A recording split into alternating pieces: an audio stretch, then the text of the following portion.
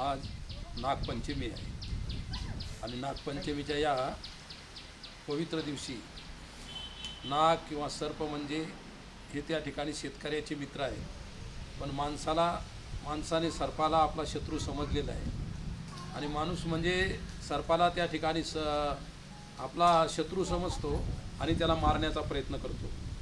परंतु आमचे सारथी दत्तात्रय बाहेकर हे सर्पमित्र असल्यामुळे आमच्या परिसरातील जेवढे काही सर्प वगैरे निघतात कुठेही, तर आम्ही त्याला न मारू देता दत्तात्रय बाहेकर हे त्याला धरून पुन्हा जंगलामध्ये व्यवस्थित सोडून देतात। कोणत्याही जातीचा सर्प असेल त्याला मानत नाही आणि म्हणून आज नागपंचमीला त्यांनी हा तस्कर नावाचा सर्प इथं धरून आणलेला आहे आश्रमामध्ये आणि तो आश्रमात आणून नागपंचमीच्या दिवशी खरोखर शेतकऱ्यांनी त्याची पूजा करायला पाहिजे, कारण सर्प किंवा नाग ही देवता आहे।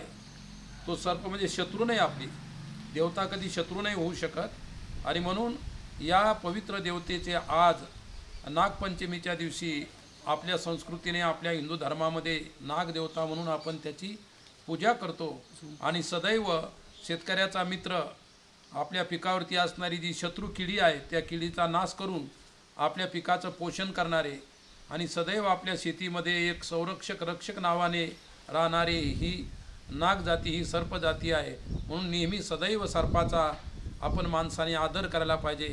त्यांना पाहिल्यानंतर त्यांना मारायला नको, ते कधी कोणाला स्वतःहून डसत नाही। आपण जर त्याला काही इजा केली तर ते प्रयत्न करतात, तेही त्याच्या संरक्षणासाठी आणि म्हणून अशा प्रकारचा सर्पाचा आपण सदैव आदर करावा। आज नागपंचमीच्या दिवशी हा तस्कर नावाचा सर्प इथे सर्पमित्र दत्तात्रय बाहेकर यांनी आमच्या समोर आणलेला आहे आणि या निमित्ताने मी आज सर्व शेतकरी बांधवांना समाजाला सर्पाच्या विषयी 2 शब्द बोललो आणि 2 शब्द येथे थांबवतो। धन्यवाद।